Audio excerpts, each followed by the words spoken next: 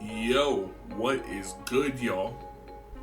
Man, y'all see it on y'all screen. It's that time of the year where it's time to vote for All-Stars. So I'm not gonna lie, I was looking through who I'm thinking should be an All-Star this year. And I'm not gonna lie, this year at least to me, it seems easier than normal. Like, I feel like it's more clear cut this year. I feel like every year there's always like those people where it's like, oh, there's for sure gonna be a snub. Oh, no matter who you pick, there will be a snub. This year, there might be a snub or two, but it's like, it's very minimal snubs to me, in my opinion. Maybe I'm tweaking. Y'all let me know. But I think this is gonna be a good year for All-Stars. But I also think it's clear cut for the most part. So as y'all can see on your screen, I am just going to use the NBA All-Star voting website. So this is just a vote for starters, but I'm going to show y'all my reserves and wild cards on here too. So I'm going to start with the East because I feel like the East starters is easier. For the guards, I'm not going to lie. So Tyrese Haliburton to me is a lock, a straight absolute lock. Averaging 25 and 13 on the season. Very efficient, almost 50, 40, 90. Just recently had back-to-back 2020 games. Or I don't know if it was 2020 games or just 20 assist games, but he's been going absolute stupid. Candidate for most improved player, even though I don't think he'll win, but he's up there. And then for the other guard, honestly, to me, for the starter, it's between Donovan Mitchell and Trae Young. And I'm not gonna lie, this season I give the slight edge to Trae. Donovan Mitchell is playing on a better team, like they're winning more, while the Hawks are barely bottom of the play-in, if not 30, even lower. I think they're like the 10th, 11th seed right now. But I think Trae Young averaging 28 and 11, having his most efficient season since 2021-2022, where he shot 46-38. He's shooting like 44, 38, 39. So we haven't seen Trae Young this efficient. He's always going to be not effective on defense, but his offense is there, especially in the last month. He's been going crazy. He started off slow, but he has picked it up to where I think he should be a starter. All right, and for the East reserves, I'm not even going to waste y'all time. We all know who it is. Tatum, Giannis, Embiid. It's these three, clear cut.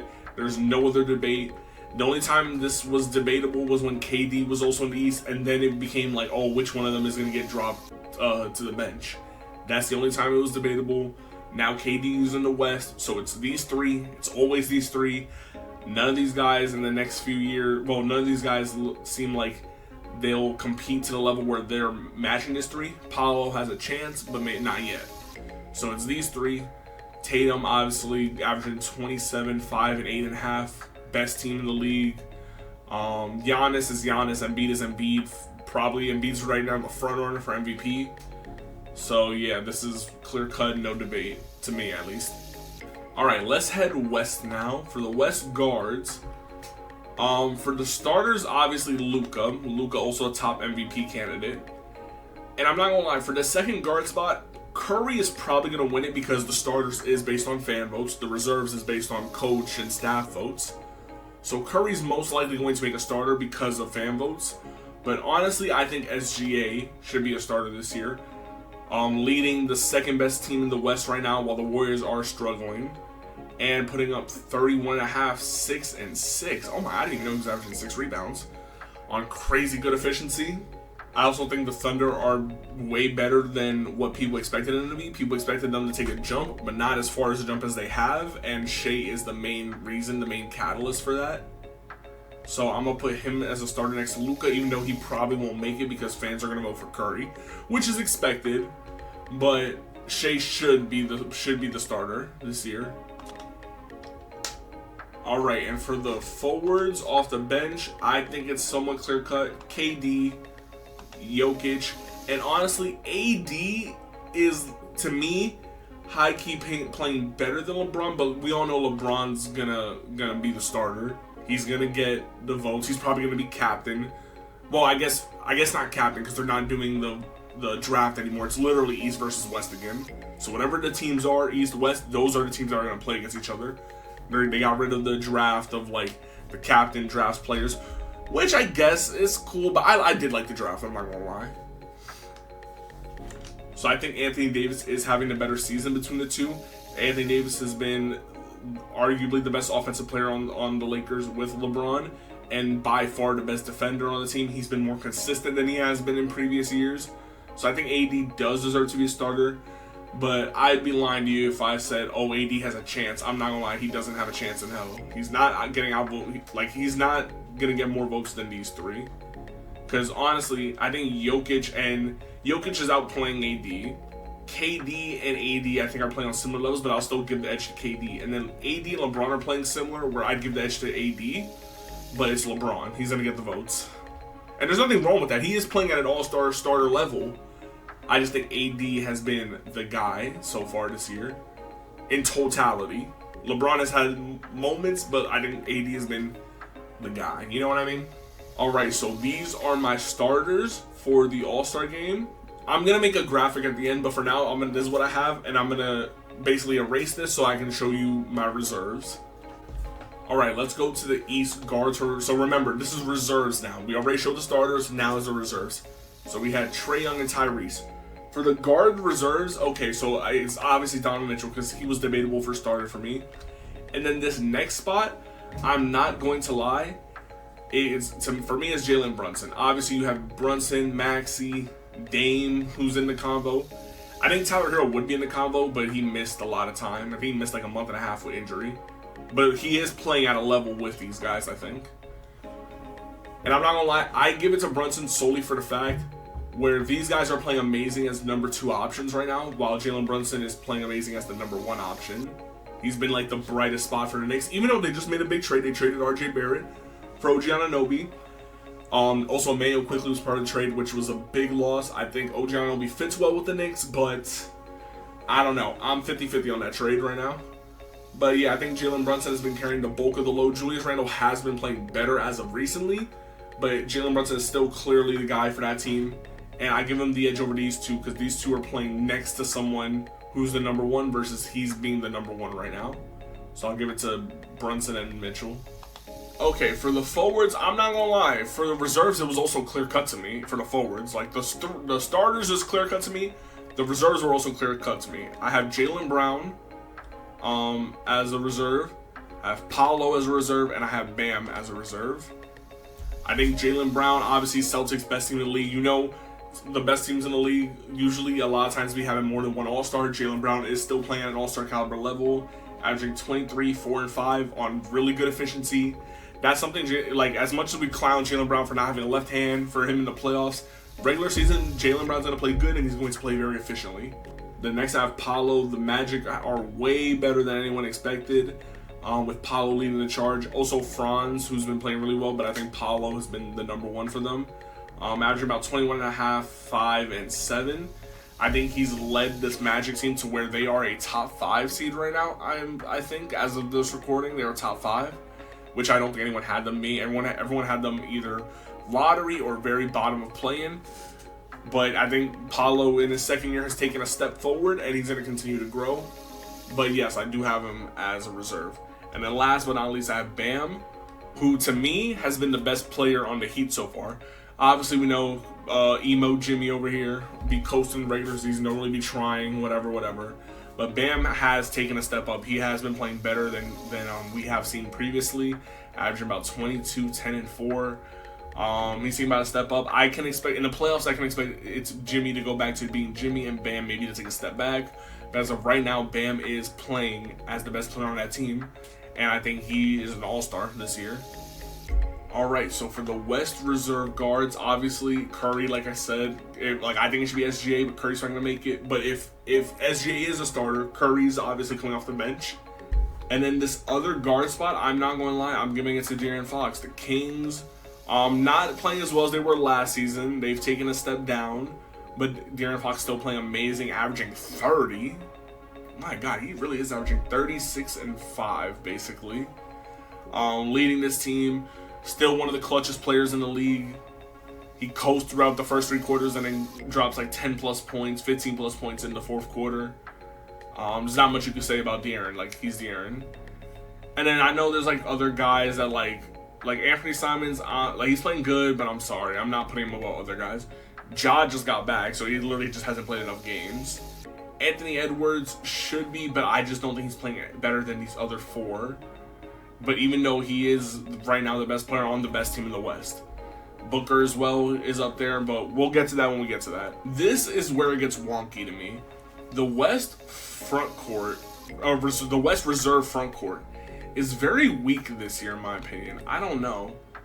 It's because obviously you got guys like Paul George and Kawhi, who are, but like they're not playing like as well as they have in previous, right? Like to me at least, they're not like playing all-star caliber, like, you know what I mean? But then also at the same time, there aren't really many people competing. Zion isn't playing all-star caliber. Lauri Markkanen, I don't feel like it is. So like I feel like these two are like, they are, let me not say they're not playing all-star caliber ball, but like I don't know.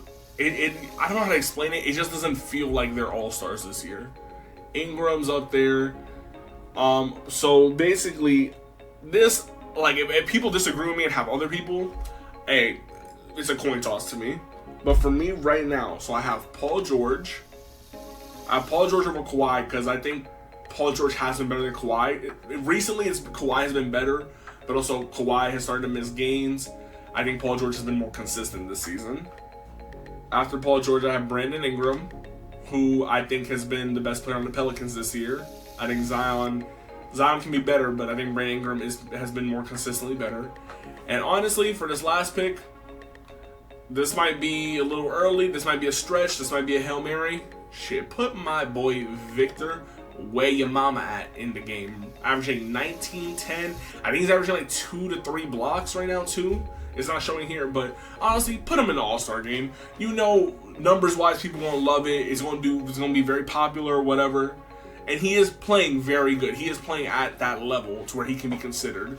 And I just don't see a lot of these guys I don't see over him. The argument would be because he's a rookie, his team, like team-wise, obviously his team success is not good. But honestly, to me, there isn't that much of a gap between him and the other people to where it's like he shouldn't make it at all. So honestly, just put him in the All-Star game. Why not? Alright, so these are my reserves, my 5 reserves for each side, and next we have the wild cards. So for those not familiar, the wild cards is basically, you have your obviously 5 starters on each side, 5 reserves on each side, and obviously they're limited to by 2 guards and 3 front court players, which is forward and centers. The wild cards is 2 more people from each conference. Position does not matter, just 2 more people.